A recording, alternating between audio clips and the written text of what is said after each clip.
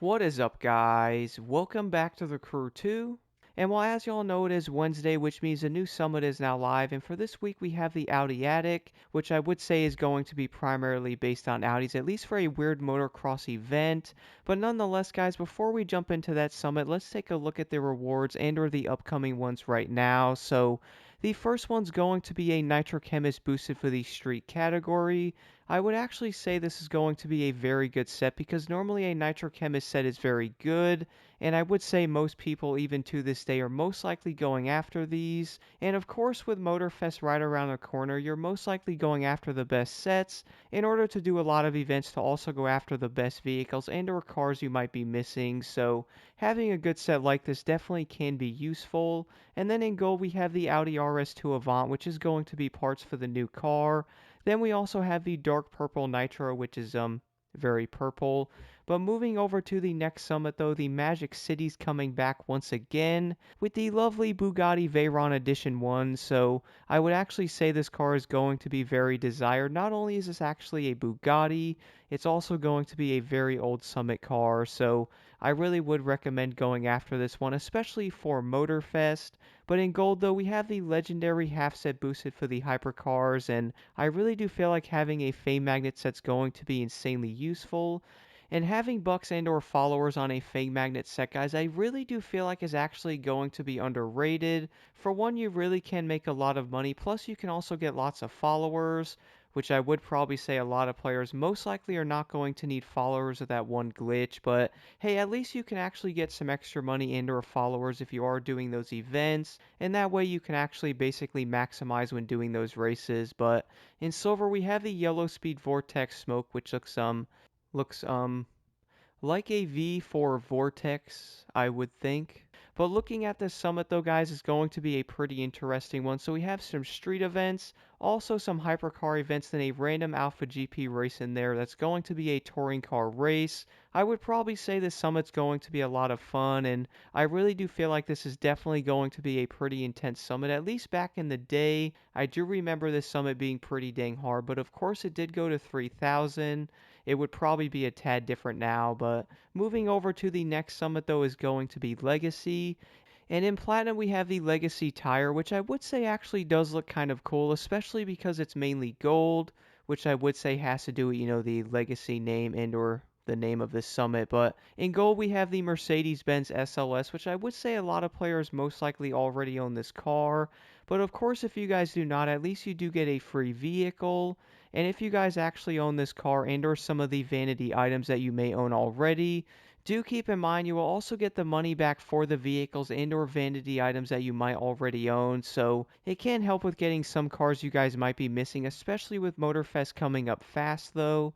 And then in silver we have the legendary half set for the touring cars, and that's obviously going to be a loot digger set, which I would say is useful, especially if you guys are missing sets for this class, so at least you can get those done faster.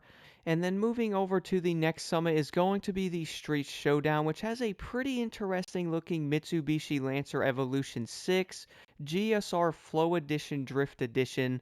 I am seeing a lot of additions here, but this is actually a pretty awesome looking car though. I really do like those rims, plus that body kit and that wing, plus the overall livery really does give me a lot of drift vibes, so I really cannot wait to test that car out, guys. But in gold we have the Cyan Smoke, Cayenne, I'm most likely mispronouncing that, but in silver, the Chevrolet Corvette ZR1 convertible is going to have some free parts, so that's always going to be kind of nice. That way you don't have to buy them.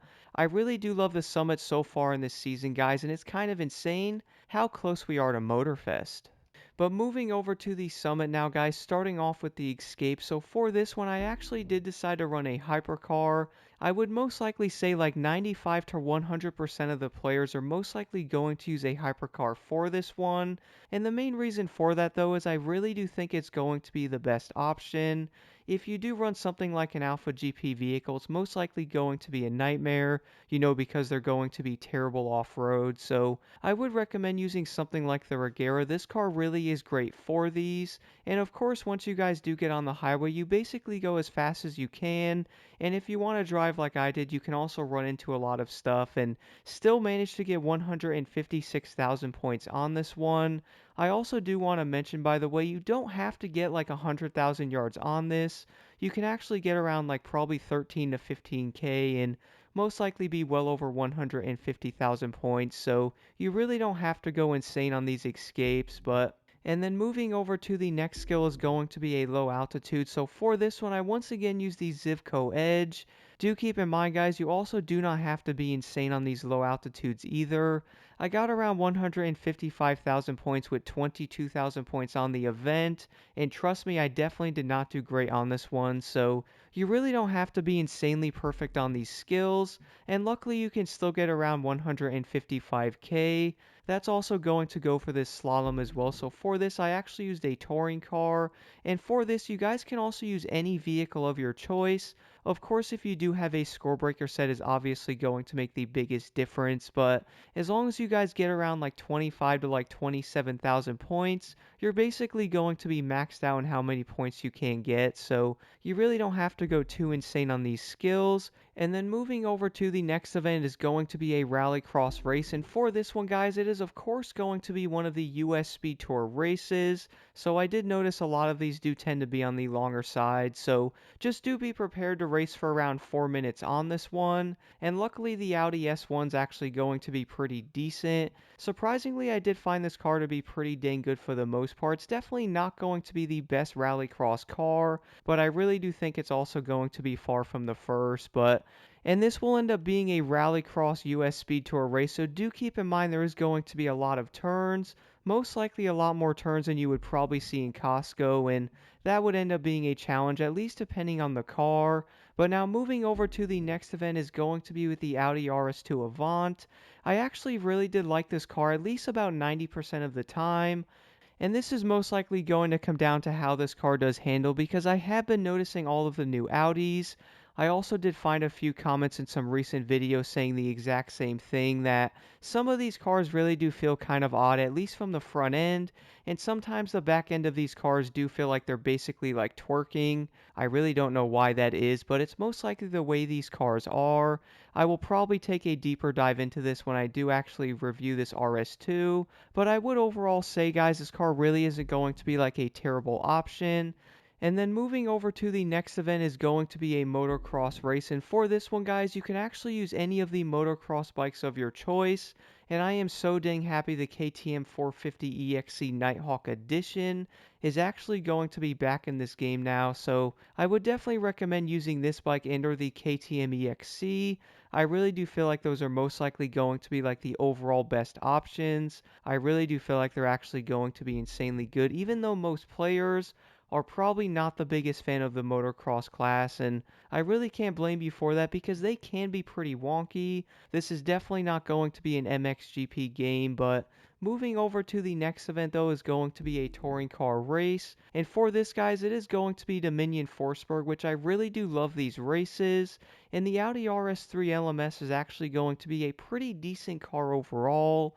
I wouldn't say it's probably going to be like the best touring car, but after that handling update, I really do think a lot of these cars are going to be insanely fun to use, and even some of these oddball vehicles like the Audi RS3 are most likely going to surprise a lot of players because I really do think a lot of these touring cars are basically going to be night and day better. And then moving over to the next event, guys, is going to be a street race. Unfortunately, guys, this is actually going to be one of the Dominion Frozen races. I'm actually just going to say this right now. I would probably say this is actually one of the worst DLCs. I really do think that can honestly spark some interesting opinions, but I really don't think a lot of people are actually going to like these Dominion Frozen races.